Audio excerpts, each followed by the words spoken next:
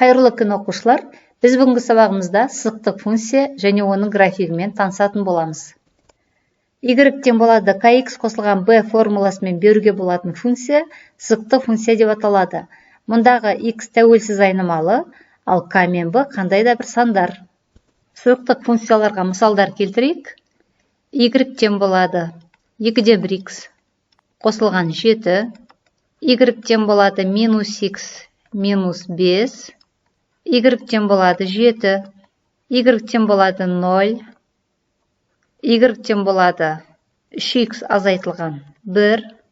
Бұл функциялар сызықтық функцияларға мысал бола алады. Сызықтық функциялардың графигі түзу сызық болады. Сондықтан сызықтық функциялардың графигін салу үшін біз координаталық жазықтықта осы графикке тиісті екі нүктені белгілеп аламыз да түзу сызық жүргізетін боламыз. Қазір мысал қарастырайық. Y-тен болады -2x плюс 1 функциясының графигін салыңыздар. Алдымен графикке тиісті болатын екі нүктені табайық. X-ке 0 беретін болсақ, 0-ді қойып есептейтін болсақ формулада, онда y-тің мәні 1-ге тең болады. Ал x-ке 1-ді беретін болсақ, -2 көбейтілген 1 қосылған 1 ол -1-ге тең болады. Міне біз графикке тиісті екі нүктені тауып алдық.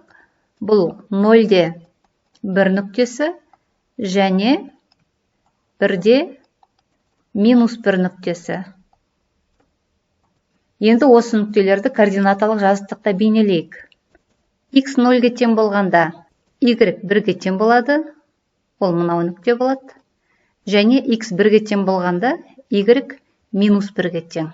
Ендеше 1-де -1 нүктесі мынау нүкте. Біз түзуді жүргізуге қажетті екі нүктені белгілеп алдық. Енді осы екі нүкте арқылы түзу жүргізсек болады. Міне біз белгіленген екі нүкте арқылы өтетін түзуді салдық. Яғни бұл бізге берілген y-тен болады -2x плюс 1 функциясының графигі болып табылады. Енді y-тен болады kx плюс b функциясының k және b 0-ге тең болғандағы графигін салайық. Егер k тең болады 0 болса, онда y-тен болады 0 көбейтілген x қосу b, яғни y тең болады b функциясына келеміз. Мұндағы b тұрақты сан екенін білеміз. Мысалы айталық, y-тен болады 2 болсын. Енді бұл функцияның графигін салу үшін біз не істейміз? Әдетте, сызықтық функцияның графигін салу үшін графикке тиісті екі нүктені тауып алушы едік. Қазір де солай жасайық. Айталық, x-тің 2-ге және x-тің 3-ге тең болғандағы y-тің мәндерін табайық. Y-тен болады 2 көбейтілген 0 қосылған 2 тең 2-ге. Келесі x 3-ге тең болған жағдайда да y-тен болады 3 көбейтілген 0 қосылған 2. Тағы да 2-ге тең болды. Сонымен біз 2-де 2 және 3-те 2 нүктелерін координаталық жазықтықта белгілеп график салайық. Координаталық жазықтығымызды алдық. Енді 2-де x 2-ге тең болғанда y 2-ге тең болады. Нүктені белгілеп қойайық. Және x 3-ге тең болғанда тағы да y 2-ге тең болады. Нүктені белгіледік. Енді осы екі нүкте арқылы өтетін түзуді жүргізейік. Міне түзуді жүргіздік. Ендеше бұл алған түзуіміз y-тен болады 2 функциясының графигі болып табылады.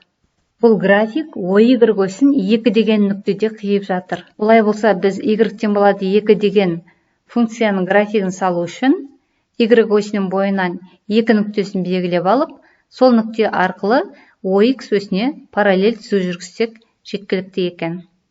Осыдан шығатын қорытынды y-тен болады b функциясының графигі OY осіне параллель болады екен және ординатасы b санына тең болатын нүкте арқылы өтеді екен. Ал егерде k тең болады 0 және b тең болады 0 болса, онда функциямыз y тең болады 0 болады. Ендеше бұл функцияның графигі OX өсіменен беттеседі. Y-тен болады kx плюс b функциясында b-ның орнына 0-ды қояйық. Сонда y тең болады kx функциясы шығады. Осы функцияның графигі координаталар бас нүктесі арқылы өтетіндігі көрініп тұр. Себебі x-тің орнына 0 қойған кезде y барлық уақытта 0-ге тең болады. Ендеше график 0-ден 0 нүктесі арқылы өтеді, яғни координаталар бас нүктесі арқылы өтеді. Мысалы, y тең болады 3x функциясының графигін салатын болсақ, онда бізге осы функция графигінде жататын тағы да бір нүктені анықтасақ қана жеткілікті. Өйткені жаңағы айтылып өткендей, бұл функцияның графигі координаталар басы арқылы өтеді, 0-ден 0 нүктесі арқылы өтеді. Енді қосымша тағы да бір нүктені анықтайық. Ол үшін айталық x-тің орнына 1-ді қояйық. X-тің орнына 1-ді қойғанда y-тің мәні 3-ке тең болады. Олай болса, бұл нүктенің графигі 0-ден 0 нүктесі арқылы өтеді және 1-де 3 нүктесі арқылы өтеді екен. Олай болса, осы нүктелерді координаталық жазықтықта белгілейміз. 0-ден 0 нүктесі және x-і 1-ге тең болғанда y-і 3-ке тең болатын нүкте, ол мынау нүкте. Енді осы екі нүкте арқылы өтетін түзуді жүргізейік. Міне біз y тең болады 3x функциясының графигін салдық. Бізге мынандай есеп берілген. Функцияның графигі беріліп тұр. Осы графикке қарап отырып, біз мынау мәліметтерді анықтауымыз керек. Бірінші, x-тің -1, 0, 1,5 мәндеріне сәйкес y-тің мәнін табуымыз керек. Екінші жағдайда, x-тің қандай мәнінде y-тің мәні -3, 0, 1-ге тең болатындығын анықтауымыз керек. Бірінші жағдайда, x -1-ге тең болғанда y-тің мәнін қарайық. Оны анықтау үшін біз x өсінің бойындағы -1 нүктесі арқылы x өсіне перпендикуляр түзуді жүргіземіз. Осы түзудің берілген түзумен графикпен қиылысу нүктесі арқылы енді y өсіне перпендикуляр түсірейік. Сонда біз x -1-ге тең болғанда y-тің -9-ға тең болатындығын көре аламыз.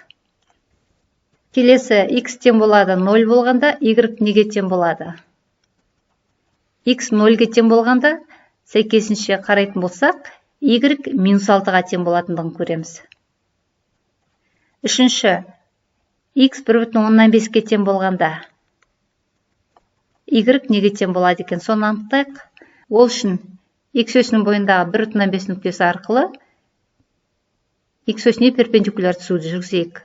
Осы түзу графикті мынау нүктеде қиып тұр. Енді осы нүкте арқылы біз y өсіне перпендикуляр түсіреміз. Сонда y-тің мәні -1,5 екендігін көреміз. Екінші тапсырма, x-тің қандай мәнінде y-тің мәні -3-ке тең болады деп сұрайды. Ол үшін біз y өсінің бойынан -3 нүктесін тауып алайық, және осы нүкте арқылы y өсіне перпендикуляр түсіреміз. Осы перпендикулярдың графикпен қиылысу нүктесі арқылы x өсіне перпендикуляр түсірейік. Сонда біз y -3-ке тең болғандағы x-тің мәні 1-ге тең екендігін көреміз. Яғни екінші жағдай y -3 болғанда x 1-ге тең екен. Келесі, y 0-ге тең болғандағы x-тің мәні қандай? Яғни x-тің қандай мәнінде y 0-ге тең болады? Соны анықтайық. Оны біз графиктен оңай көруімізге болады. Мінеке y тең 0 деген нүктені қабылдап тұр, x 2-ге тең болғанда.